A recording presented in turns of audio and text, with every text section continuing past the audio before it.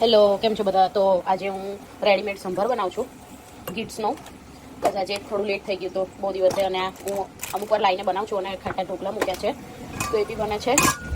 And સંભાર માટે આ તો રેડી આવે છે, બટ હું અંદર વેજીટેબલ નાખું, એટલે પહેલાં વેજીટેબલ બધું ગાજર, ઓનિયન, પછી ટામેટા એ બધું કરી દઈશ, અંદર શેકી નાખીશ, પછી એ કરીશ. અહીંયા બેટર કર્યું છે ઢોકળાનું, તો બધું ફટાફટ બનાવું છું. તો જો ઢોકળાની એક ડીશ થઈ ગઈ છે, હવે બીજી બને છે. ને હવે આ શાક થઈ જવા આવ્યું છે, ટામેટા ને બધી ગ્રેવી, એટલે હું સંભાર બનાવી દઈશ.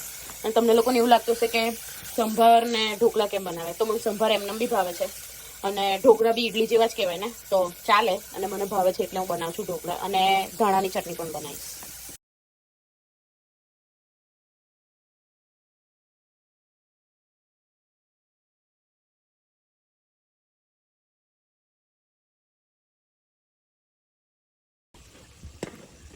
જુઓ, મસ્ત સંભાર થયો છે, અને આ ઢોકળા હજુ થાય છે એમાં.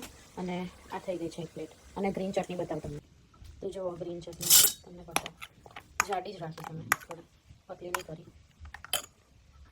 તો ફ્રેન્ડ્સ, આ છે ખાટા ઢોકળા. જેને ભાવે એને બહુ ભાવે.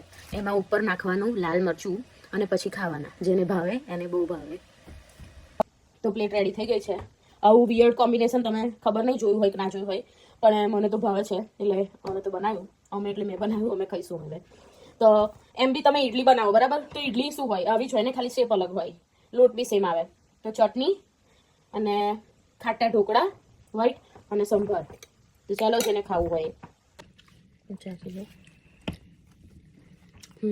મસ્ત હોય છે.